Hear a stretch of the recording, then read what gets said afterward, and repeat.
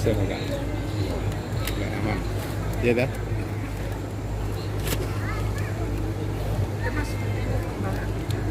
Iya mas.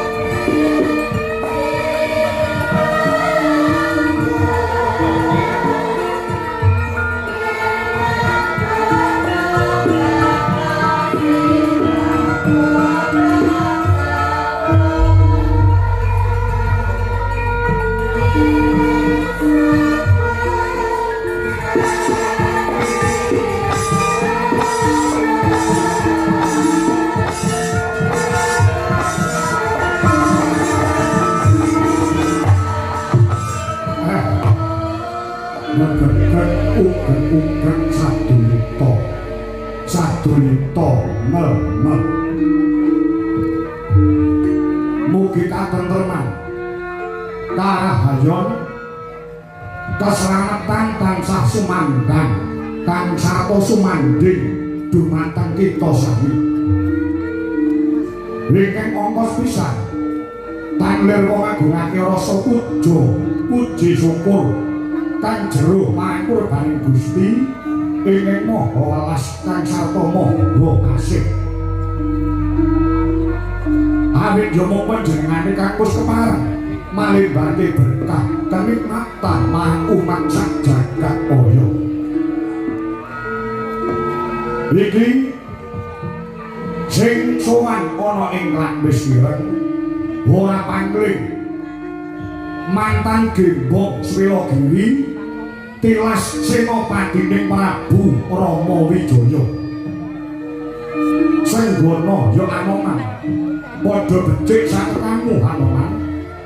Inggih Kyai Lirboyo Lir sansaya sowan kula boten wonten arangan sunggal menapa kepareng kula ngaturaken pangabekti mugi kunjuk sandhep padha paduka Kyai Semar Badramaya. Oh iya wis satampa bener becik akarya Gombong Birawa jroning nala ora liwat pangestu wae tanpa ngono Anoman. Inggih kula pun disangga jemati kesan kula mugi pangestu paduka saged handayani dumateng para kawula sak jagat raya Kyai. Sawise satata lungguhmu asak keringetmu dina samengko margage matura kelawan Semar nitik saka lekering Madana Jaiting Netra kang sarta tepunging Bimba ana bab ingkang bakal babarake kelawan Semar Badramaya. Inggih waleh-waleh menapa Kyai mboten wonten ingkang kula suwuni keterangan kejawi namung paduka Kyai Semar ingkang minangka dados danyang kang sarta sesepuhe wong sak Jawa. Kowe arep njaluk weruh perkara apa? Kyai rehne kula menika nadyan wujud wanara sampun pinercaya dados brahmana utawi dados pendhita. Monggo brahmana menika ndarbene wajib memayu ayuning bawana sageta jagat menika ayom-ayom tentrem. Monggo Kyai kalenggan samangke mbok menawi Kyai Nayantaka mangertos kang sarta sepuluh jagat menika nembe kelangan katentreman karahayon. Beda penemu dadi padu, beda gagasan dados pasulayan. Kepara wonten sak meneh kalih negari ingkang samya peperangan ingkang dadosaken srana goleh rungeh tumraping para kawula sak jagat raya.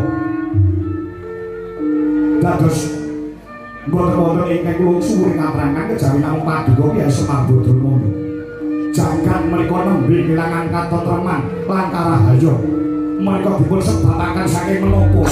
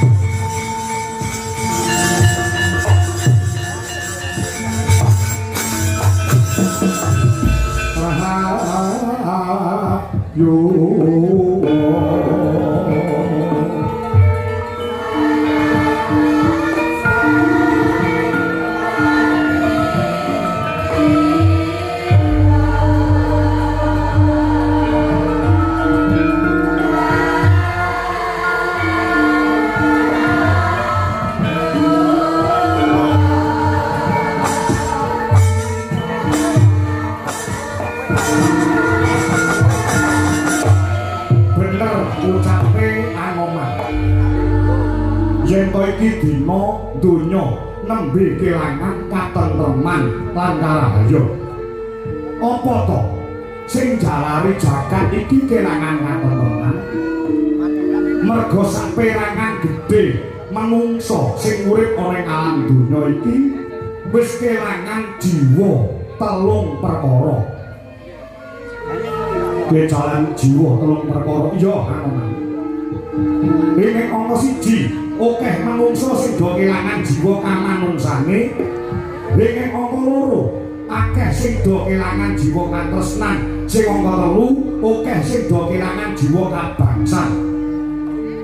Lha kados pundi Nyai?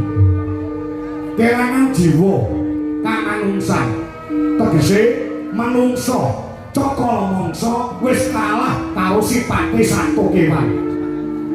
Ilang jiwa kamanungsane. Coba saiki pikir. Ana paribasan sak galak-galake macan ora ana kang kolu mangsa karo gogore dhewe. Sak galak-galake gajah ora ana kang mentolo mateni karo bleduke. Ning cakala mangsa saiki akeh kedadean. Manungsa kelangan jiwa kamanungsane, akeh wong tuwa sing tegel mateni karo anake. Kedadean wis pirang-pirang ora mung 1, 2, 3, 4. Kowe kulino nonton ana ing layar kaca. Maca ning surat pekabaran. Ana wong wedok sing jek perawan hubungan katresnan karo wong lanang sing wis duwe bojo. Wakasane wong wedok mau meteng. Isin karo tangga teparo, mongko wong lanang sing ngetengi mau ora gelem tanggung jawab. Lah, tibane mangsa kala nglairke jabang bayi. Wakasane cah wedok mau isin, cah wedok mau wirang. Bayi sing ora ngerti dosa, sakwise dilairke dhewe terus ditekek, dipateni, diguwak ning kali, mula akeh batang-batang bayi sing ditemokne ning pinggir kali. Kuwi sunyata, kuwi kenyataan ana. Ngaten iya iya. Akeh anak sing wani karo bapake. Mara tuwa mateni karo mantune. Anake gugat karo mboke dhewe. Ngono iki kedadean ana. Iki sing diarani manungsa kelangan jiwa kamanungsane. Mongko Gusti ingkang karya jagat anggone nitahke urip tumrape manungsa kuwi tatarane makhluk hidup sing paling dhuwur dhewe. Tataran makhluk hidup ingkang paling andhap piyambak. Wit-witan kuwi tatarane makhluk hidup sing paling ngesor dhewe sebab wit kuwi bisane ya mung urip. Ora dikanteni alam pikiran, ora dikanteni nafsu, kang sarta ora dikanteni rasa isin. Kuwi wit-witan. Mula wit kuwi isane ya mung urip. Urip ning desa ya meneng ae, urip ning tengah kutha ya meneng ae, urip ning tengah ngalas ya ora protes karo sing gawe jagat. Mergo sipate wit kuwi isane ya mung urip. Ngaten iki yo. Nah, tataran sing sak dhuwure kuwi kewan. Kewan kuwi iso urip cara tembunge sing mentereng berkembang biak. Ya.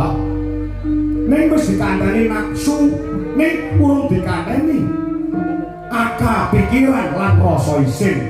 Mula kewan kuwi wit biyen nganti sakyaene isane ya mung urip karo nafsu mangan lan nafsu sanggama. Ning ora duweni rasa isin. Mula wit biyen nganti saiki ora enek kok macan ngatokan jarang nganggo jas ora enek. Ketek nganggo biskat ora enek. Ngaten iki yo. Mergo kewan iki isane yo mung urip lan dikandani nafsu mangan lan sanggama. Ning aja nyepelekne kewan ana. Ki kok saya kedawa-dawa iki.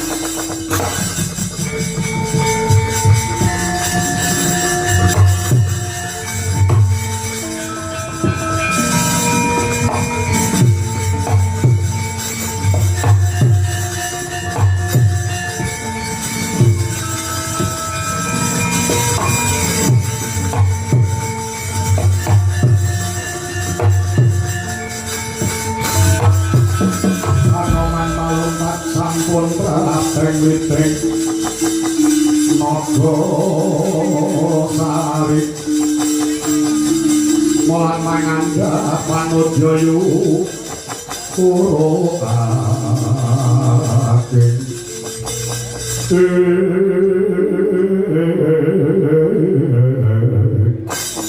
sing pakandhane cakala mangsa manungsa kalah karo kewan iki enek contone Semar gone ngucap ora ampiak awur-awur sing ora mung ngawur kewan iki ana sing kena nggo conto tumrape wong urip kewan ingkang saged kinarya tuladha sing conto tumrape tiyang gesang menika menapa Kyai kewan sing kena nggo conto kuwi tawon tawon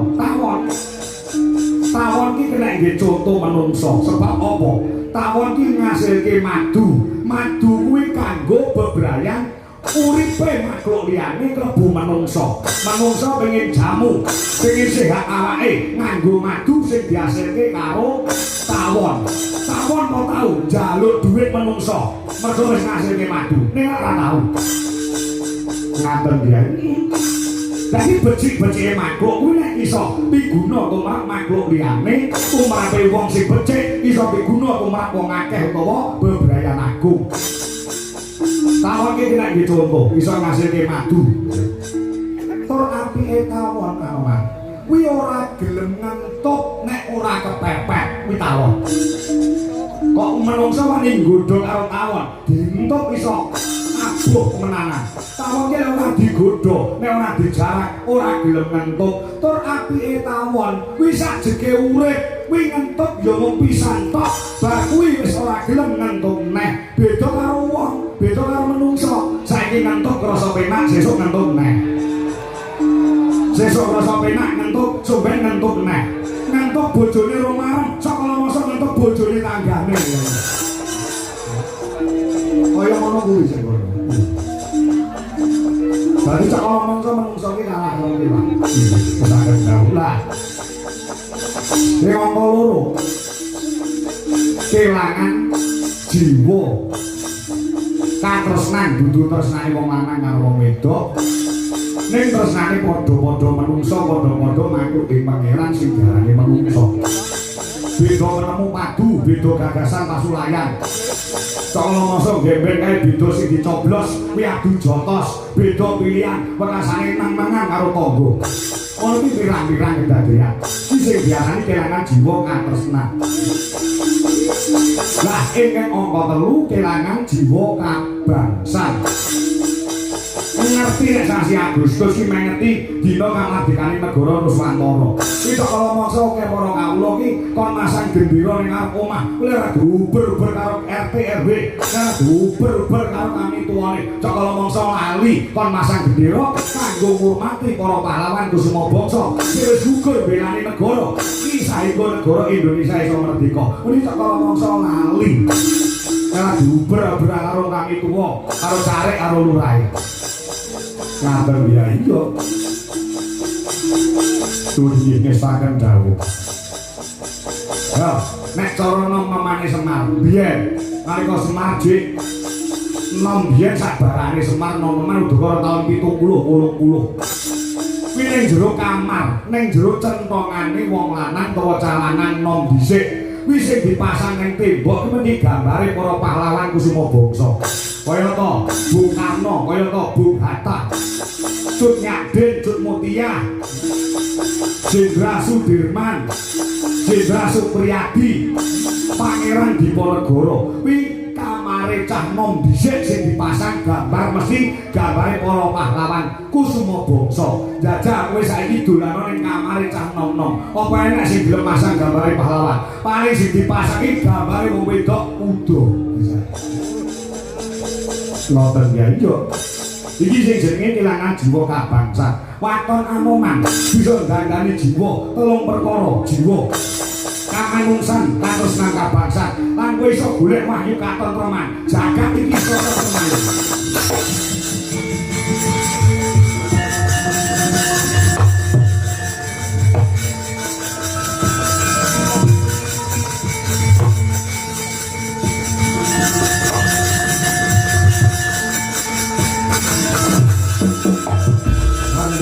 Kayo gekonori sang Rama daya ati so kung kang romo manilita pati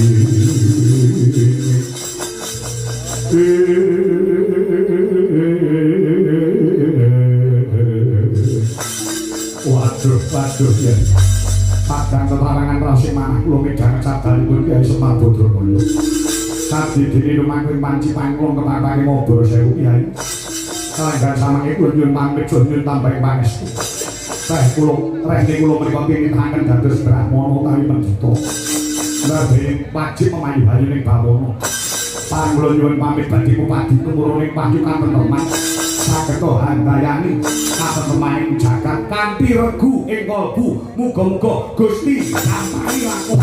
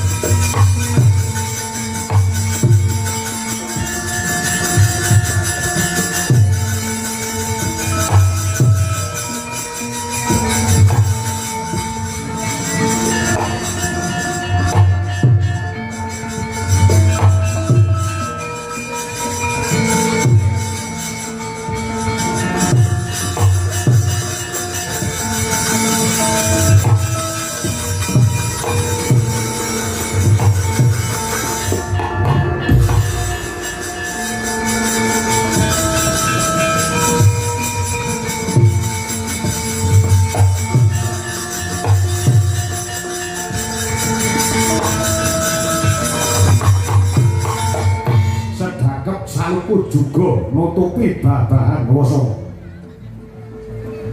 Hei sang Begawan Hanoman, hei sang Senggon.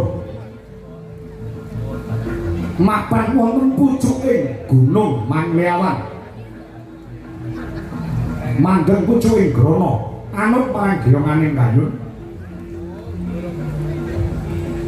Kayun angayapi parutama kaya mati jroning urip. Urip jroning tumeka mati miyep layak ing aluyung. Pindha pecating superna. Sumusuping raksa jati-jatine nggih sang kapiwara. Wis gandeng rasane kelawan Gusti Kang Mahanasa. Sang Mahana Cahya biru ingkang mijil saka angganing Sang Senggana. Pranyata alusira sukmanira Sang Hanoman ingkang mijil saking angga sumusuping Bima Himantaka.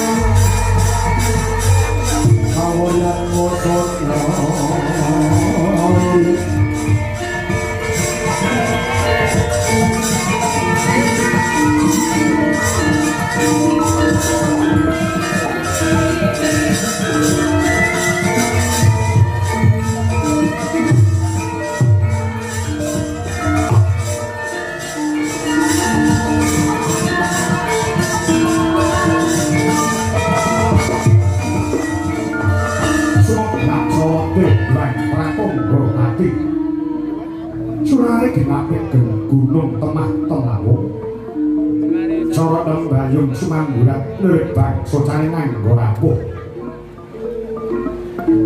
Naratas wangat yang aku tinapi siraping projo ngamato marmo datang lokal kawis wingal gilar punang sirap labet mantulaken sorote juang pratangga pati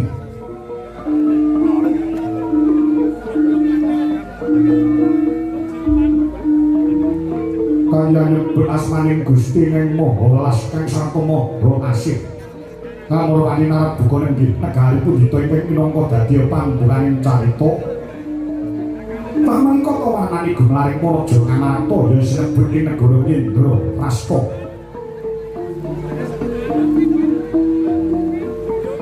negara kang panjang marang punjung pasir ukir gemah Ripah Woh Jinawi Karta Tata Turajo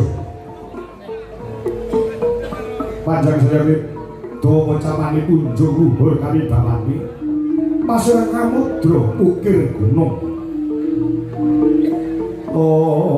tulus kang sarwa ngandhur jinawi ora kang sarwa dimuku gemah katandha para kawula ing sampilan dagang lalaran rahipun dalem lurus-lurus datang wonten pedhote labet tamono sang saya ing dalan Aripah jampo monceng ing samya gegirya wonten santet ing gawe.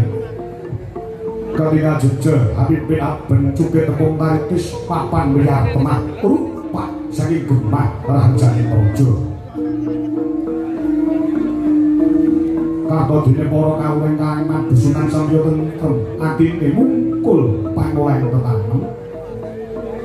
Sami ngono Jaya kebo sapi piwin nalala cinancangan lamun to rahina aglar ing panggonan marang desa Surya mulih pangandangi dhewe-dhewe. Raharja dene kebi saking pamuka para mantri buat samya pun kapal tanane. Wicaksana lipate nawuh utus marang mangembating praja. Marang datang mungkal golong Ngamarta kena dinarani negara kang gedhe obore padang jagati dhuwur ukuse adoh lawan kuncane. Kawit kasembuh pangabane Sang Nata Prabu Punta Dewa ya Sang Prabu Yudhistira Darma Putra Darma Wangsa Guna Tarikrama ya Sang Sada Dwija Mangka.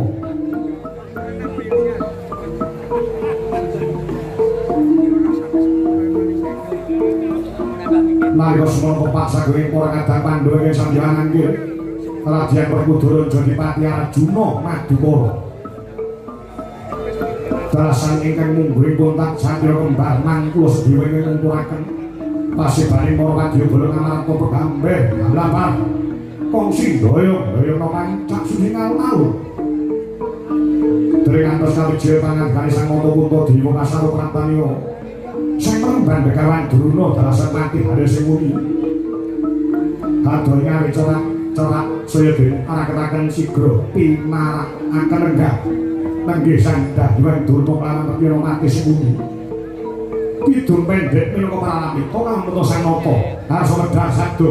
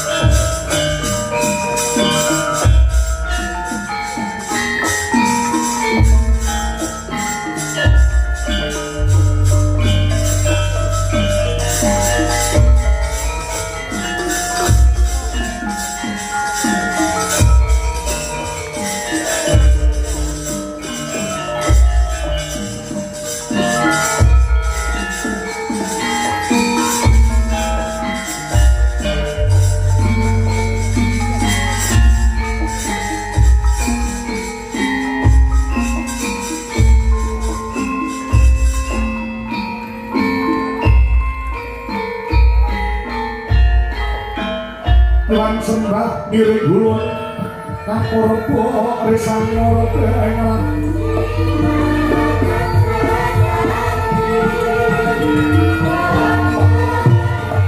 ing sahananing kahangan sehingga asing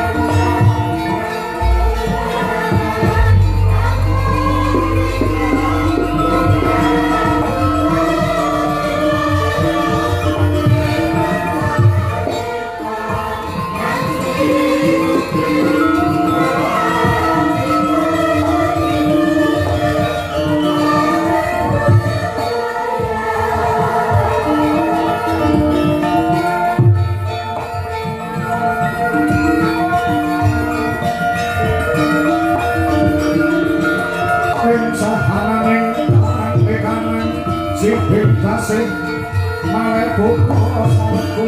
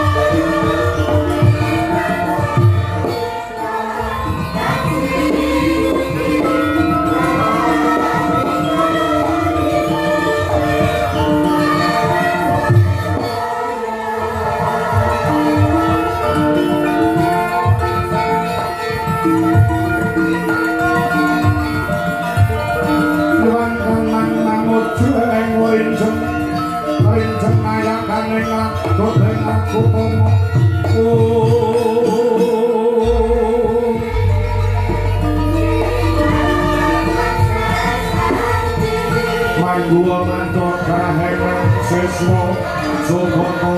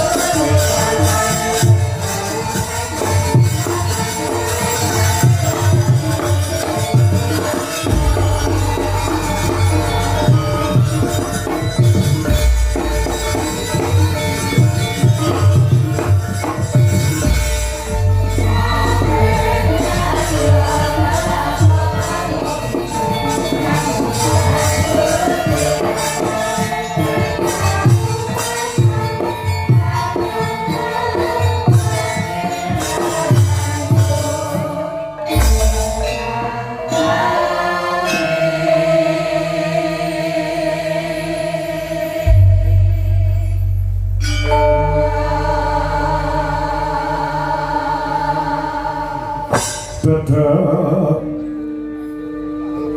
tidem pergarane ratri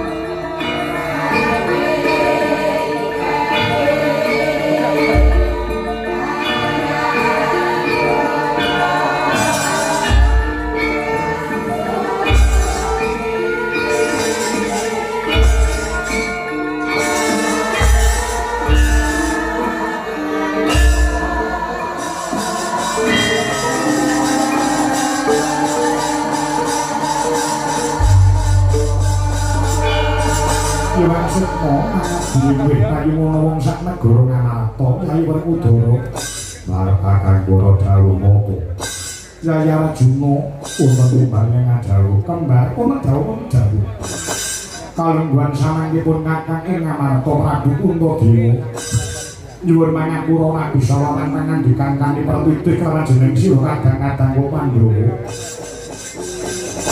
jalaran kalungguhan samangku negara Ngamarta kalawan tamu agung pepundhenmu saweng negara Ngastina ingkang dina samangku kesturawuh ana madyaning Praja Indraprastha ya markakanku sasana sawan ciradoke marang panjenengan manem Brahma rawuh para pundhen sekalian duh Rama Penemban Begawan Durna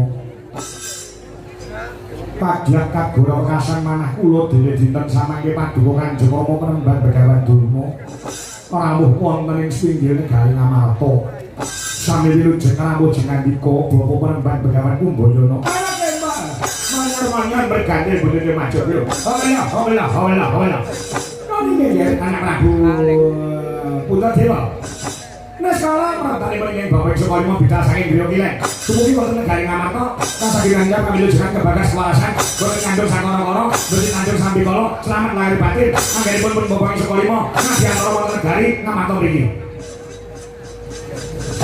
sakaramo paduka Rama Penemban Begawan Durna keparing kula ngaturaken pangabekti mugi kunjuk keparing kula ngaturaken pangabekti mugi kunjuk sandhap wedha paduka Rama Penemban Begawan Durna iya sampeyan kula kamiyan dasar bingah harasi manah kula rega jroning kala berlangkong mangsunipun ing Bapak Sukarimo Kunjaka ngrasani penanggalan Prabu Kuntadewa inggih Rama Penemban sampun kula tampian dasar bingah sing manah kula monggo kula